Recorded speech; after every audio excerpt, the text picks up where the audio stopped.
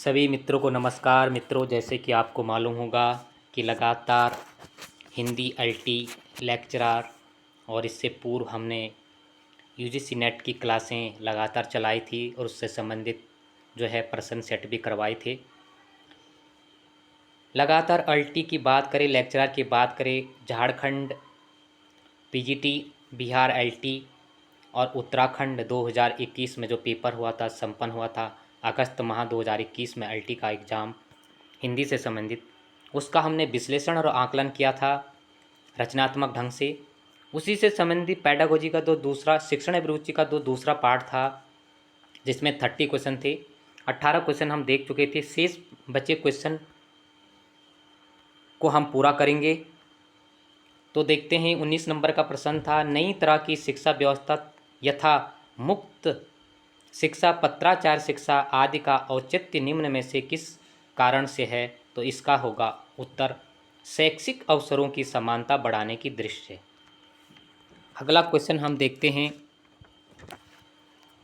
Davis के अनुसार 20वां number का क्वेश्चन है, डेविस के अनुसार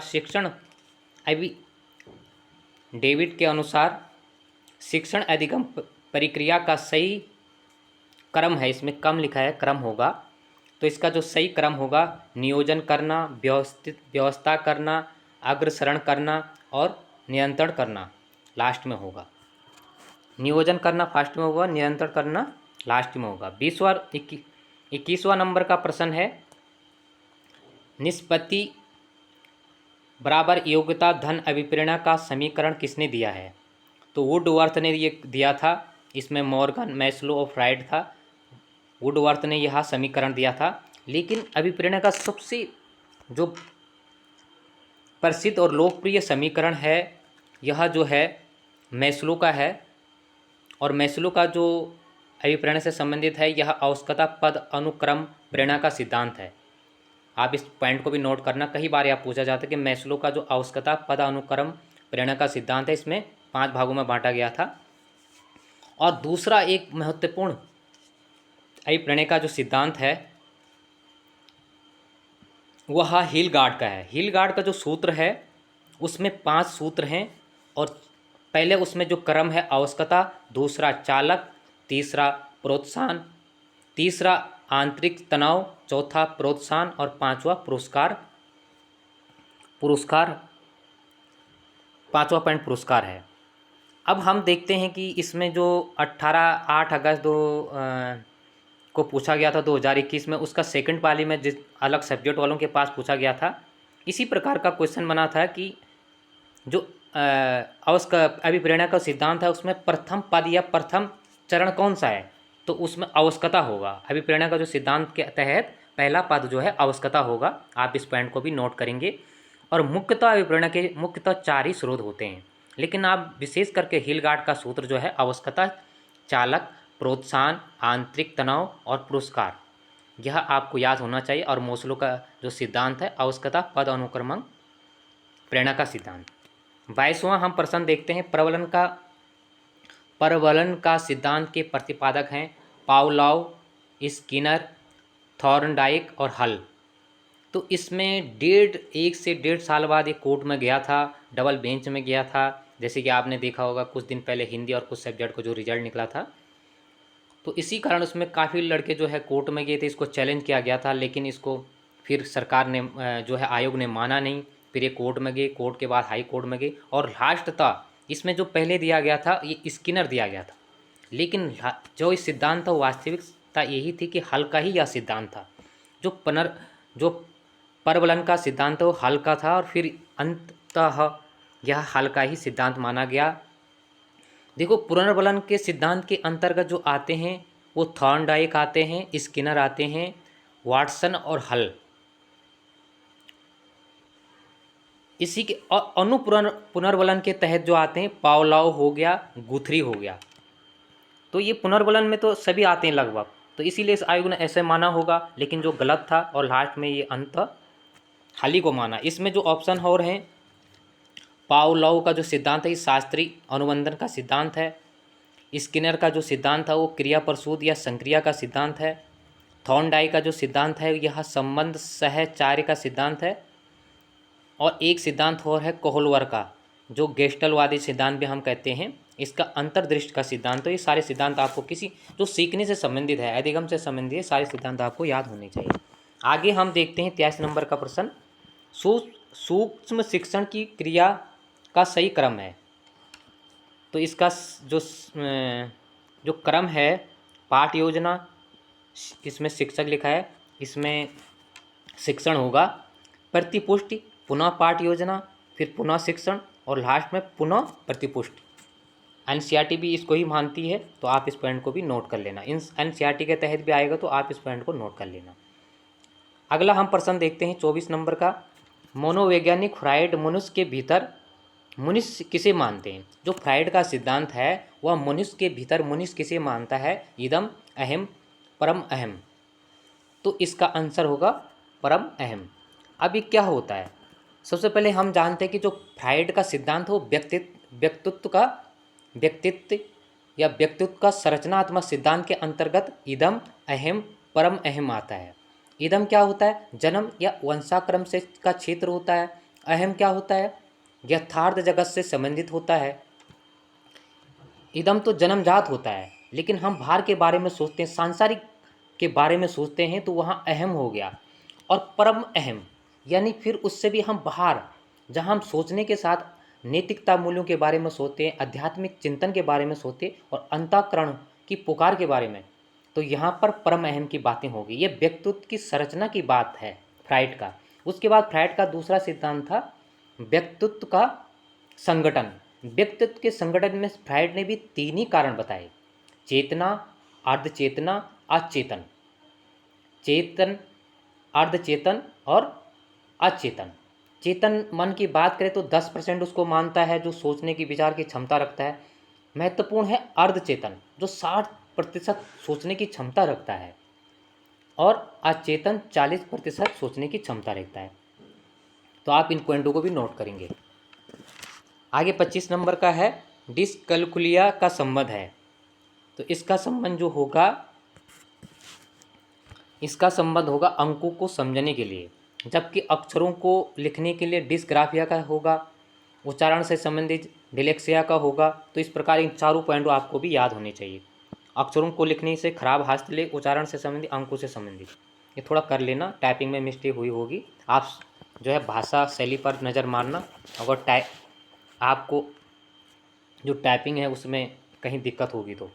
26 नंबर का प्रश्न है, अधिगम वक्र के प्रथम सोपान में स्थिति या स्थिति होती है। यहाँ पर स्थिति लिखा है, स्थिति होती है। प्रारंभ में तेज, पठार, नीचे की ओर ढाल। तो इसका होगा प्रारंभ में तेज। जो हम अधिगम के जो सोपान होते हैं वो 3 होते हैं: प्रारंभिक, मध्यम और अंतिम। जो प्रारंभिक होता है यह पहले तेज गति से ऊपर जाता है, फिर नीचे आता है। मध्यम होता है, कभी तीव्र होता है, कभी मंद होता है। और अंतिम जो होता है वह धीमा होता है, लेकिन लास्ट वह काफ़ी तेज पहुंचता है। अब यह जो है अधिगम का, हमने पिछले क्वेश्चन भी इससे संबंधित दूसरा क्वेश्चन भी बना था, उसके बारे में जो है हमने चर्चा की थी। अब देखते हैं जो अधिगम के सिद्धांत के बारे में एक प्रतिपादन किया था, हरमैन एबिंगहाउस का सिद्धांत है। बहुत ही प्रसिद्ध सिद्धांत है, और इनके सिद्धांत को हम 4 भागों में इन्होंने दिया था। इस सिद्धांत के अंदर 4 बिंदु दिए थे। एक समान निष्पादन दिया था। तो इसमें क्या होता है कि वक्र जो है ग्राफ के माध्यम से सीधी रेखा में जाता है, और धनात्मक होता है। ये पहले जो है धीरे धीरे जाता है, फिर बाद में काफ़ी तेज जाता है।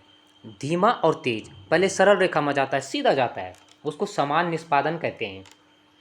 और जो धनात्मक निष्पादन होता है वो धीमा और तेज होता है। चौथा पॉइंट जो है ऋणात्मक होता है। यह जो है पहले तेज जाता है, लेकिन बाद में धीमा हो जाता है।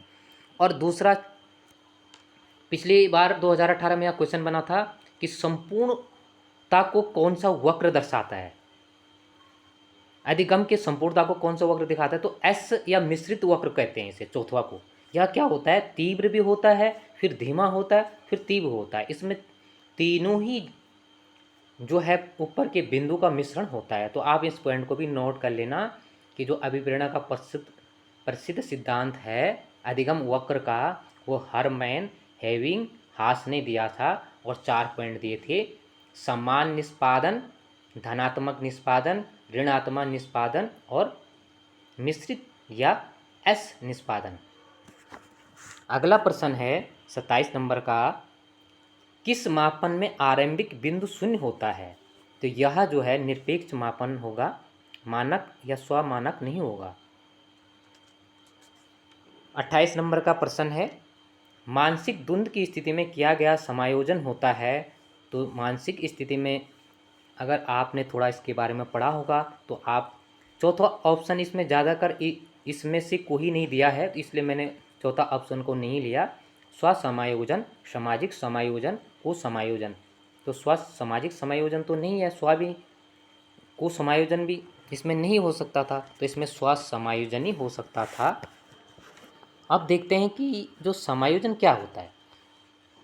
समायोजन जो है, इससे पूर्व मैंने कहा था कि जो समायोजन है वो पियाजे के संज्ञानात्मक विकास की प्रक्रियाओं से संबंधित 5 पॉइंटों में से एक है समायोजन, जिसमें स्कीमा भी है और आत्मसातीकरण 2-3 पॉइंट हो रहे हैं। उसी के तहत यह समायोजन, उसी में 1 पॉइंट है।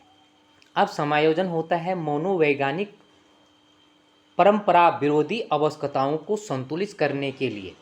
हमारी जो मनोवैज्ञानिक मानसिक स्थितियां होती है उसमें परस्पर विरोधी जो भावना उत्पन्न होती है उनको संतुलित करने के लिए जो संबंधित प्रक्रिया को समायोजन कहते हैं। अब समायोजन के 3 तत्व होते हैं, प्रेरणा, कुंठित करने वाली परिस्थितियां और विविध अनुक्रियाएं। आप इस पॉइंट को भी नोट कर लेना, हो सकता है या क्वेश्चन आ सकता है। और कुछ क्वेश्चन इसी प्रकार सेकंड पेपर में बने थे, जो सेकंड शिफ्ट में बने थे। समायोजन के तत्व जो प्रेरणा, कुंठित करने वाली परिस्थितियां और विविध अनुक्रियाएं।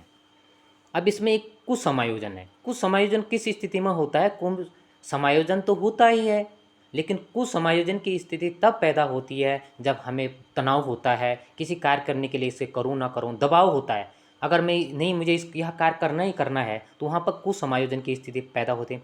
भग्ननाशा, द्वंद्व हो जाता है, करूं ना करूं, ऐसा करूं ना करूं, द्वंद्व की भावना हो जाती है। स्वलीनता, ये 5 तत्व हैं, तनाव, दबाव, भग्नाशा, द्वंद्व और स्वालीनता। ये जो है कुसमायोजन के प्रकार हैं।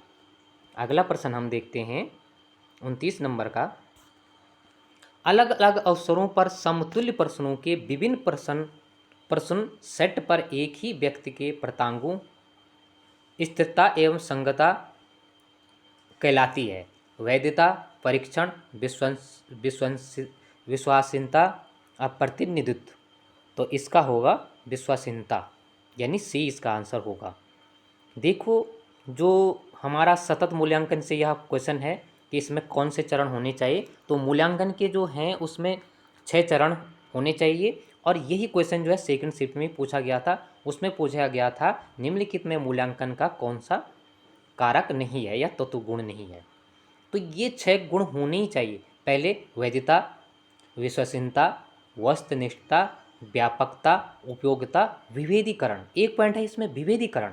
अब विभेदीकरण का मतलब ये नहीं कि बालक से या क्वेश्चन से तुम विभेद करो,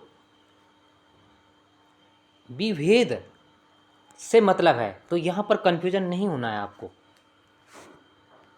अगला हमारे पास अंतिम क्वेश्चन है, राष्ट्रीय पाठाचार्य रूपरेखा एनसीएफ की बात कर रही है।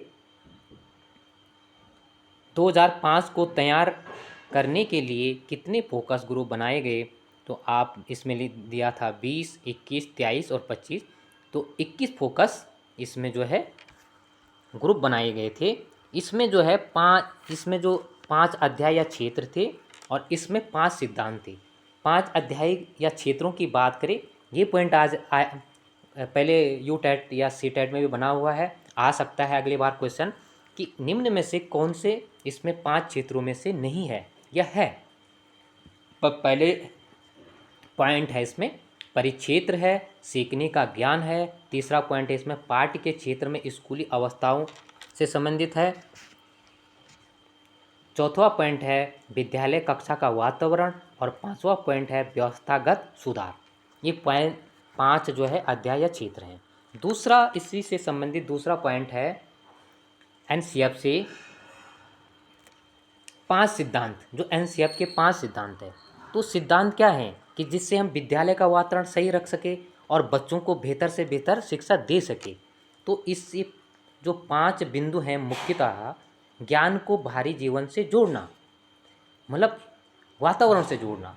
दूसरा है रटने की प्रणाली खत्म करना, उनको रचनात्मक ढंग से या जो चर्चा के माध्यम से या परिकल्पना के माध्यम से उनको कार्य देना है या करवाना है, ना कि रटने की जो है विधि को छोड़ देना है। तीसरा है पाठ्य पुस्तक पर केंद्रित ना हो, ऐसा नहीं कि जो पाठ पढ़ा रहे हैं हम उसी से संबंधित हो, उनको बाहरी ज्ञान से भी जोड़ना है। और चौथा है कक्षा का बाहरी वातावरण से जोड़ना, जो कक्षा के वातावरण से बाहरी वातावरण से जोड़ना, यह सीमित ना रहना किताबों या पुस्तकों तक। पांचवा है राष्ट्रीय महत्व के जो विषय हैं, जो हमारे राष्ट्रीय विषय हैं, राष्ट्रीय महत्व के जो भी हैं, तो उनको जो है पाठ्यक्रम में जोड़ना। तो ये शेष क्वेश्चन थे। आज के लिए इतना ही। हिंदी साहित्य समागम एमके में आपका पुनः सभी मित्रों का बहुत बहुत धन्यवाद, हार्दिक स्वागत। तो मित्रों, अगर आपको यह वीडियो अच्छा लगे तो शेयर करिए, अपने तक जो भी अध्ययन कर रहे हैं एलटी लेक्चरर के, उन तक यह वीडियो पहुंचाने का कष्ट करें और ये ज्ञान को आगे भी बांटने का कष्ट करें। शेयर करें, लाइक करें और कमेंट बॉक्स पर कहीं भी कोई भी क्वेश्चन में आपको कहीं दिक्कत होती है या आपको लगता है कि यह क्वेश्चन सही नहीं है, इसका जो है आकलन गलत किया गया है, तो आप स्वतंत्रता आपके पास है। कमेंट बॉक्स पर जाकर कमेंट कीजिएगा, वहाँ पर अपना वक्तव्य, अपना कथन रखिएगा कि यह क्वेश्चन गलत था या इसमें ये सुधार होने चाहिए या नया कुछ जोड़ना चाहिए। तो आज के लिए इतना ही। सभी मित्रों का धन्यवाद।